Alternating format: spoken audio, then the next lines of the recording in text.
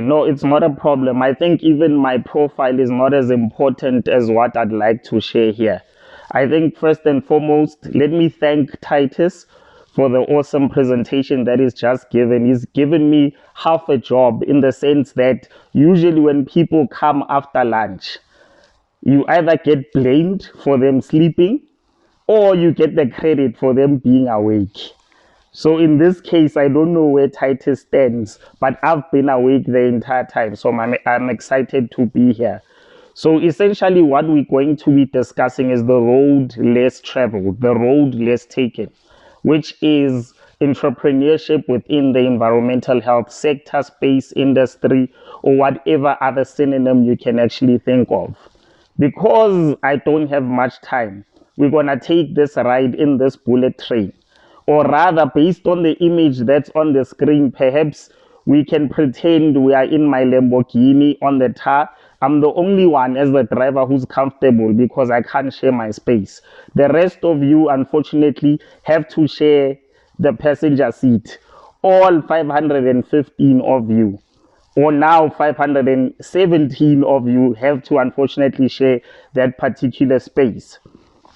So on the screen, you can see that we'll be talking about money. So people's minds will actually light up a bit. And it's more lighthearted. A lot of the guys touched on academic type subjects, which I can applaud based on how they delivered and based on the amount of data and knowledge that they shared with us. So this is more lighthearted, except it is also serious because it's an opportunity for us to open our minds to new frontiers and to also open our minds to what's possible out there. Because the truth, okay, the screen on my side is not responding, chairperson. May I please have control in terms of controlling the pace?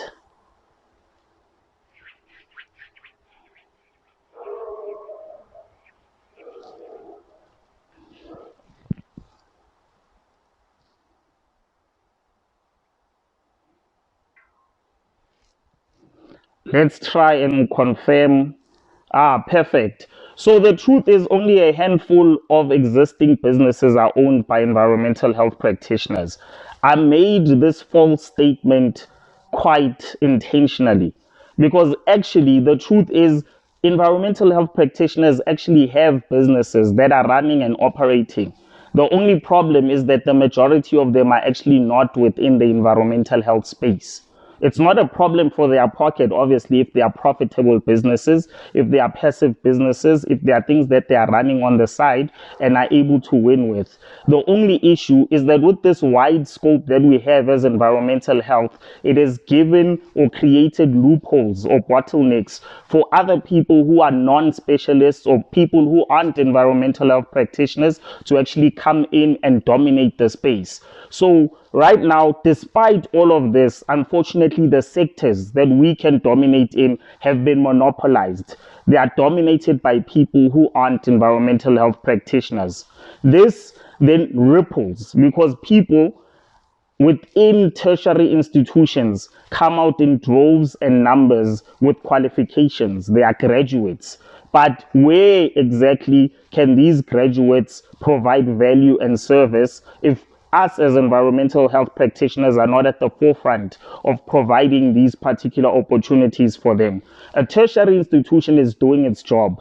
It's teaching, it's capacitating, it's empowering, and allowing people to actually go out there and flourish. But unfortunately, when they get into the market, then they are faced with challenges. So this presentation, fortunately, the 500 people that are here play on a wide spectrum in terms of age groups and in terms of tertiary levels, in terms of experience as well. Some are students, some are unemployed, some are the working class, and then others are probably retired but are trying to figure out exactly what do they do with their pension funds. And therefore, with this opportunity, they'll be able to then open their minds and take advantage of what is ahead.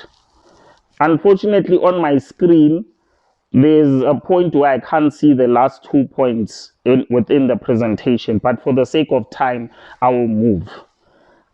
The reason the status quo is the way it is is because of the myths that exist in business. Some of the myths are that business is easy, but the truth is business is not. If it was easy, all of us would be doing it. All of us within environmental health would have our little corner and would be dominating in our little area of expertise. But unfortunately, it's not. When you look at the current stats, over 30 to 50% of the business landscape, new businesses that get started, they fail within the first 2 years.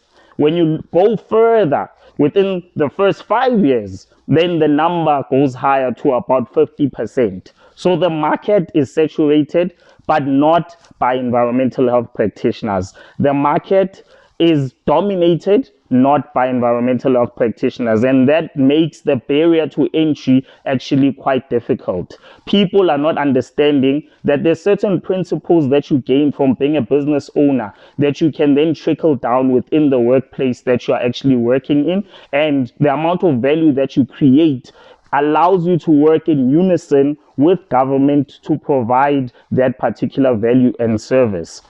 Another myth is that one needs funds to get started. But one forgets that as an environmental health practitioner, you already have the knowledge base, you already have the skill set, you've been exposed to communities and problems firsthand through your experiential learning or work integrated learning. And therefore, you have a network of people that can introduce you to the right people, people that can mentor you, people that can empower you, and people that can help shape the trajectory of your business that you're actually going towards. The impetus then becomes on you to actually start on that idea, shape that idea, and then act. A lot of the business opportunities that exist just require intellectual levels of thinking. They just require knowledge. They just require a certain skill set and a certain level of expertise that you can bring forth and then present to the overall market based on the problem that you are solving. So startup capital sometimes is not that necessary. A strategy that people can use in this regard is actually to take their invoice or quotation to a client and say, I'll only start service once I receive 50% of the funds within my account. That way, you cover yourself as far as overheads are concerned, and you cover yourself as far as running the service and providing value to the client. Just an idea. Take it, don't take it. It's up to you. Another myth, I need a business plan to get started. Not true at all. A plan is just that. A plan is just that. There is a saying, of course, if you fail to plan, then you plan to fail, but not necessarily by means of a business plan. You'll have to have that overarching plan that will guide your business direction, that will guide who you service, what niche, what type of service you are going to provide, and who is actually going to lead the process and why you are actually solving that problem in the market. A business plan comes later on.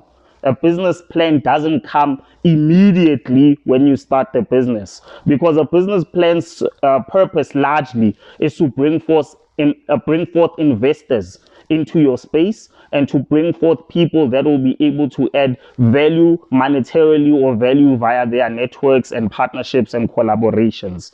I need experience to get started. Not true at all. We have entrepreneurs that have run businesses from an early age. Remember, everything that you do, for you to get experience, you actually have to jump into that pool. You actually have to jump, and then everything else will follow. Everything else will be at the back following you as you are the leader, making sure that everything falls into place. So you don't necessarily need experience to get started, but experience does help. At the same time, experience does become a bottleneck. So you need to be careful in terms of which faucet experience will actually fall in. Then I'd like to bundle these two together. Everyone can run a business. Not everyone is meant to run a business, because both are actually true. The only way you can know whether you can run a business is to start one and then fail or succeed. Even when you failed, the amount of skills and knowledge, experience, expertise, the number of people you meet, all of those elements, when they conglomerate, it means that within the workspace you'll be able to use those tools and then actually succeed within that space. Then the element of everyone can actually run a business It can be true in the sense that we don't know until we do it. But at the same time, many businesses need individuals to run the management aspects of the business and to run the different departments that fall within a business. In the beginning, granted, you are everything, you wear all the hats, but these two facts and myths can actually form sort of a parallel lane that you actually run in. So you'll decide whether it's a myth or not. You'll decide whether you are able to run a business or not. And why I say that is because there's a line that Jay-Z presents in one of his songs. He says, "I'm not a businessman, I'm a businessman," indicating that each and every one of us are actually businesses. Why I say that, let me take a simple example. You go to LinkedIn, you put a profile, and what is the aim of doing that? It's for you to sell yourself for a particular purpose. What are you selling? You are selling yourself as a brand. You are selling your capabilities. You are selling your networks. You are selling your strengths. And you're hiding your weaknesses, but you are aware of your threats and the opportunities that come before you or that behold you. So you are a business in your own right. You just have to treat yourself like one. Whether you are unemployed or not, whether you are in retirement or not, everywhere you go and carry yourself, you are a business. You are a professional. You are an expert. All the doctors, all the academics that have presented here today, they are a business. They are representing all the data sets that they've come up with, and they are teaching us a new set of knowledge that we can implement, because they are then the go-tos. Like any other business that niches out into a particular area, they become the go-tos essentially. So you as an individual have to first see yourself as a business for you to actually move forward. But at the same time, you must do things in the correct way. Let's talk business ethics. I made example of graduates. I made example of people that are unemployed. But what about people that are actually working? What about people that are actually pushing an agenda that is not dictated by them, but the corporation, the municipality, or any other boss or entity that is actually working? They can be in business as well. The only difference is that they have to do it right. They have to do it with integrity. And the only way to do it with integrity is to do a risk management and analysis for you to follow. It's for you to know that you must declare your interests. It's for you to know the policies and procedures that are in place. Because some organizations, it's not that they won't allow you to do business, but they just want to be aware. What business are you doing? How will it impact what you are doing for the company that you are actually working for? What value will it add to society? And what threat to our confidential data and information will you actually present? Environmental health has been painted to a large scale as this law enforcement paradigm that we are following. But at the same time, it's a place where opportunity lies. And because opportunity lies there, that's why it has been taken. That's why it has been monopolized. That's why people have strategically entered and used up that space. Areas of specialization. I mean, when you look now at where we are acquiring knowledge, but to what effect? We need to be able to implement it not only in the workplace, not only in our personal lives, but also within a spectrum or sector that we may not have thought of, the avenue of business. So know the policies, know the procedures, know what the expectations are from your employer if you are employed, so that you don't compromise, particularly as in terms of the code of conducts, in terms of the disciplinary procedures, leave management that is in place, but also the poaching of clients, because you have data that gives you an advantage over other businesses because you serve businesses, and therefore your employer wants to know how then are you going to push your business in such a way that it doesn't impact and cause a conflict in any way in terms of your interests, but also the interests of the organization that you're working for. The employer is also interested in terms of the time. How do you manage the time? How do you manage fatigue? How Because it's one thing to say you work your 8 hours or whatever the stretch is. Some people work shifts, 12-hour shifts and so on. So it's one thing to manage that, but it's also important to look at how do you manage your rest and how do you create a balanced lifestyle that will not in the long term impact your deliverables, your key performance areas and your key performance indicators within your business. So all of this requires you to solve real problems for the benefit of yourself, but also for the benefit of others. That's what business is. Business encompasses you coming to the fold to say, I will really create value here and I get remunerated for that value. Let me do the same thing on this side. Let me create value on this side. Perhaps I can be profitable. If I'm not, perhaps there could be lessons that I learned that I can then take and transmute it to this section that I'm operating in. So it's to solve real problems in real time and to use up that particular opportunity accordingly. How do you solve those problems? You identify that specific problem and then you look at yourself as the main asset. Remember, you are the business. So you look at yourself as the main asset. Your skills, your gifts, your talents, your experience, encompass all of that, combine all of that, and then you'll be able to use up opportunities accordingly. One example of doing that is through 𝐔𝐬𝐞𝐝 accreditation training for professionals. Like the platform that we are in now, we are all professionals.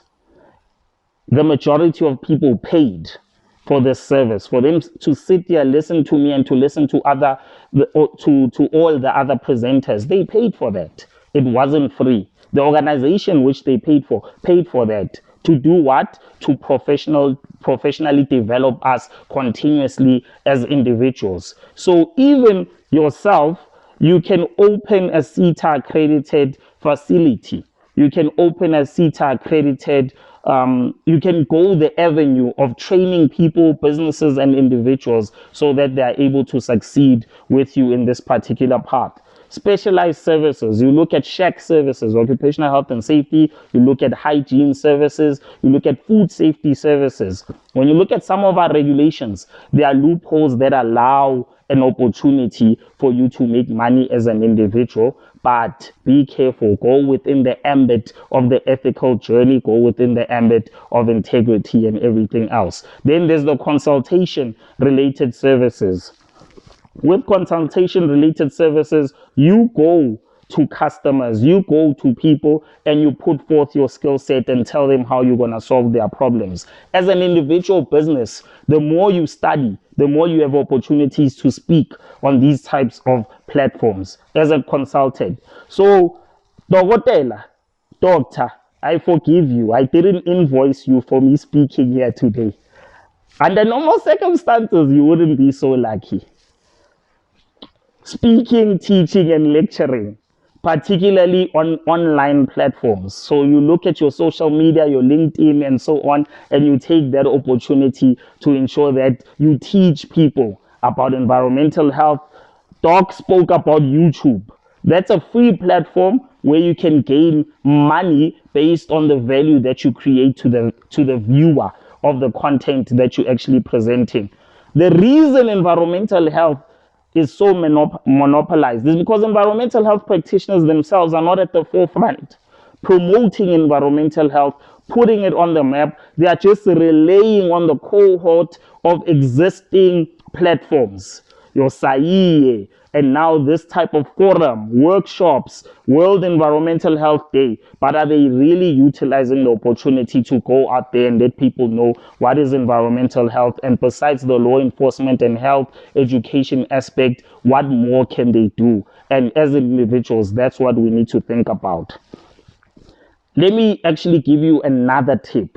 You know, non-profit organizations, that is one of the best ways of essentially running a business, because non-profit organizations get funding, non-profit organizations get to serve, but at the same time, the people that are behind the NPOs have to run it financially, economically so. They need it to be lucrative. They need it to do the necessary feasibility studies. They need to keep going, and therefore the funding element can actually help. So as an individual who has a particular passion and you want to give back in a particular way, then ensure that you use a platform like an NPO, because you'll be able to get remunerated for the amount of time you use in the NPO. And as you build it, you give it more exploits, you give it more exposure, then that means more funds will trickle that way. And you'll have the power and ability to then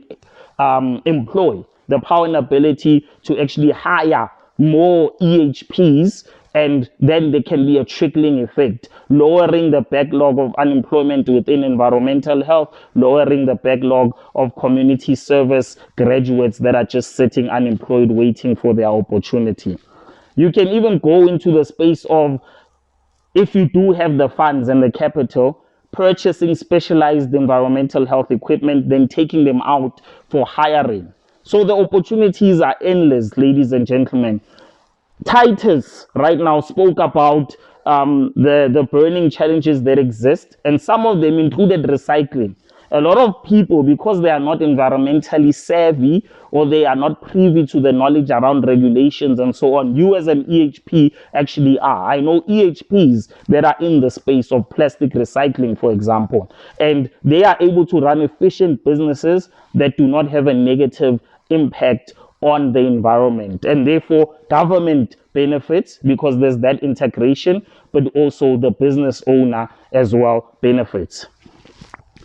Then after all of that, once you've had an impact on environmental health specifically, that's when you can then move into the passive element of making money and going into business. The priority here is for me to emphasize, as environmental health practitioners, how do we play in the economic scale of the country and the world? How do we make South Africa better through playing our part in business, not only from the public sector? How do we create public-private partnership? Because we already have the tools for us to succeed. These 3 years, now 4 years, the degree, it's extensive. Personally, I know it's extensive. And based on that, the amount of experience and time spent on these students, it becomes worth it for them. There are many environments that are built into the business landscape. But if you look at these environments, you can see that there's a strong cohesion as far as the government space is concerned. So you look at the economic environment, no government can run without finances. That's why the cost of wages in government is higher than any other cost that actually exists within government. Politics runs government. The legal aspects, Titus now was touching a lot on the legal aspects. The social and cultural environment, the NPO example, but also examples around the societal contribution and impact that EHPs have on a day-to-day as they deal with individuals. Technological environment. What type of technological advancements can EHPs create so that the system is improved? What type of technological advancements can EHPs bring to actually enhance what is there for the government aspects to actually thrive? Another important thing is the ethics element of it, the educational environment aspect, and globally, we are not isolated. We don't live in silos, and we know that on a global scale, we need to give back so that this percentage of businesses that fail can actually go down just a tad, just a little bit, and then there'll be that positive contribution. So how do we integrate government, and how do we then integrate business so that they work together? Because they need each other. They need each other. Government needs business and vice versa.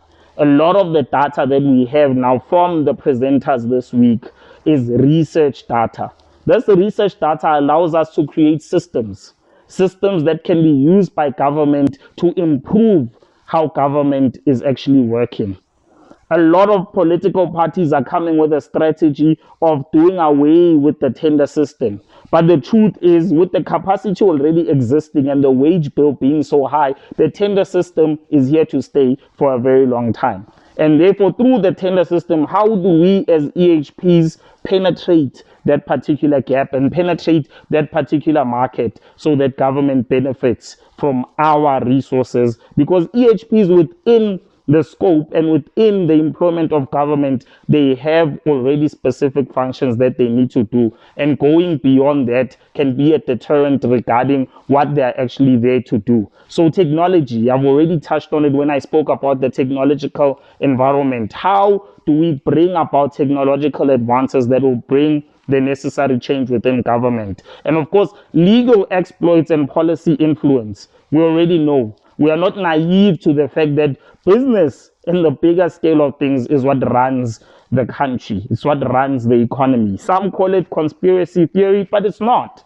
Because we saw during COVID, for example, what happened to interest rates, to inflation, how the market was affected because businesses were not operating. Now, wearing the hat of environmental health, of course, I understand that it was necessary, but we do have to open our minds into saying business plays a key role. And as environmental health practitioners, are we going to stand up and be part of that government integration that is actually needed? So in other words, imagine if all of this was done by environmental health practitioners, or at least the vast majority as it pertains to the function of environmental health practitioners. So let's go now through a quick crash course of, if I don't have a business, what do I do? Where do I go? How do I start? Because it's one thing to know the why environmental health practitioners should be involved in the process, but it's another to actually know how. And the how in this case is very important. The how starts with you've already figured out that there's a problem that you are solving. Now register the company, make a small payment into the CIPC, which governs companies within the country. Then have 5 options in terms of the names of your company. It's called the name reservation process, which they charge, I think, 25 Rand from the amount that you would have already deposited into the CIPC. Then the top name will then be chosen if it's not currently existing. If it is existing, then they'll just scale it down and take the subsequent name based on that chronological order of how you chose your first preference for the name that you are choosing. Then you register with SARS. I mean, next to God, SARS, it's the next powerhouse. So you don't want a mistake as far as SARS is concerned. You register for income tax, you register for unemployment insurance fund for the people that you'll be hiring. And then at a later stage, once your business earns R1 million plus in 1 year cycle, then you'll be registered for VAT. Then you open your business account, go to the bank, look at the business options that you have for opening that account, because some of them bring about free services that will actually help you. And I'll expand more on that in the next slide. Then set up a website, because immediately when I, as a professional, refer you another professional to you for a particular service, then it is the website that will be telling the story. It is social media marketing through LinkedIn that will be telling the story. You won't be there to tell your own story, and I can't sell you as someone referring someone to you. I can't sell you the way your website will. Put evidence, put testimonials, put accreditations, affiliations, and registered associations. So I'm registered with HPCSA. I'm also registered with SAYO. Those type of examples. I'm affiliated to this institution and that institution. Those type of examples. Then other aspects will be your accounting and legal. I said I'll touch on those briefly. The bank account that you actually choose, some of them actually assist you with this particular aspect. So use the advantages that come with the business account. Don't just pay the account and you're not really receiving value for that. Then other aspects that you need to look at is your policies, your legal compliance, like for example with health and safety. You need to ensure that everything is in order, including COIDA, so that whenever there's injury on duty or any other aspects like that, you are covered. Environmental compliance is key. You're already experts. You know the legislation. Why not take advantage of that? Especially if you are sitting at home doing nothing. Here's an opportunity. You already know what customers want because you have the experience of interacting with community members on a regular basis. So why not actually go that route of business and employing people and actually starting? The name of my YouTube channel, Doc, is It Starts With You Network with Less. So getting started, just I had to throw that name drop a bit. Then, of course, key points to note. Business is a risk and risk is business. High risk, high reward, but also high risk, you can get nothing from it. In business, however, in as much as it's a risk, if you go all in, the number of lessons that you take from there, you can actually bring forth to the workplace. They empower you to that extent that in the workplace, the amount of value that you can provide. Because as someone who started a business and wore all the hats, you are able to deal with HR issues, you are able to deal with economics and financial management issues, you are able to deal with accounting issues, you are able to deal with SARS and tax issues, and all of those aspects become positive for you in the long run. You're already equipped to do it from tertiary level up to the workplace because of how extensive environmental health is and also how wide an opportunity actually exists for you. Your qualification is an advantage. Environmental health is niche. They try to create all of these various specializations, but take those specializations to and use them to your advantage because you already have the expertise. Then study to emulate. In other words, with all this data that you are getting here, if you've been sleeping on the idea of a particular business, make sure that you've learned enough to grasp and then start your business, and then look at all the people that are doing the business that you actually want and start off by copying what they're doing as a means of flattering them, but you know the overarching goal that you actually have so that you succeed in the long run. So copy and paste if you have to. The only proviso or caveat here is that you must have your USP, your unique selling proposition. What makes you unique from the other person? What makes you special? What value are you actually bringing that will distinguish or differentiate you from the next person? Know which hat to wear. In other words, when you are recruiting people for your business, forget empathy. It goes out the door. What you have to do is ensure that the person who's coming is fit for the post that they'll be occupying. Isn't it all of us, whether you are employed by the municipality, province, national, by higher institutions of learning, they look at your competence, your capacity, and what value you are bringing. So even from business, know which hat to wear. When you have a certain strategic goal that you are aiming for from a financial standpoint, wear that hat that deals with finances so that your business can have a rollover effect and not die because you didn't manage the finance aspect of your business accordingly. Of course, build necessary partnerships with government, with other businesses. When you are starting out, go to businesses owned by people that you know and ensure that you can learn as much as you can from them. Help them in some way or another, create value for them so that when they mentor you, they do it with an open heart and allow you to actually prosper. Partner with them, have joint ventures with them, bring things to the table, solutions for their business, and then you can grow together. Another myth that we could have touched on is that business is strictly competition and nothing else. When we are starting out on this type of playing field that we are on, where environmental health practitioners don't own businesses, unfortunately, then we need to push each other. Let's compete once it's Apple and Microsoft, and then we are big conglomerates whereby we still profit and we still become people that add value in the overall landscape of the global stage. Then turn failures into great learning opportunities. As I said, even though the stats are so dire around businesses, ensure that you turn those failures into great learning opportunities, bring them back. So whoever is encouraged enough to start their business and it happens to fail, in 2 years' time, when Dr. 𝐔𝐬𝐞𝐝 does host such a platform or forum again, come back and ask to present on this particular topic and share so that people who actually join you in this route will be able to enhance the journey of the next EHP who's going the entrepreneurial route.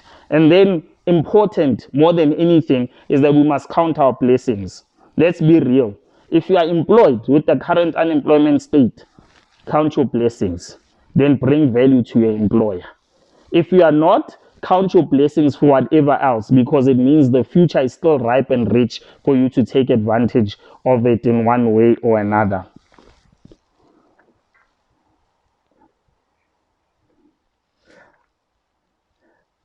Something happened. Oh, yes. Then in conclusion, load shedding. Can I carry on, Doc? Okay, awesome. So essentially, as I conclude, whether you start a business or not is not as relevant as what you can acquire from actually starting the business and the amount of value that you can bring back to your employer. So the prowess, the business acumen that you build up, all of those things, the emotional intelligence, the type of networks that you build, your leadership capabilities, these are essential skills as highlighted by Harvard Business School. So we can't even take them for granted. Your financial management on a personal scale, because let's be honest, hey, life is trapping us, guys. From a financial perspective, if we're not managing what we are getting, what do we think will actually change? So business management is life management, is management in the workplace. And when you integrate all of them together, then there's that positive output that is necessary for growth and development. I tried to basically take the tire, put it on the tar and drive this Lamborghini, but it was so heavy that I didn't finish in the 20 minutes that I actually planned because there are so many of you on board. But I appreciate the opportunity, Doc, and I'm still around for questions if there are any. Thank you.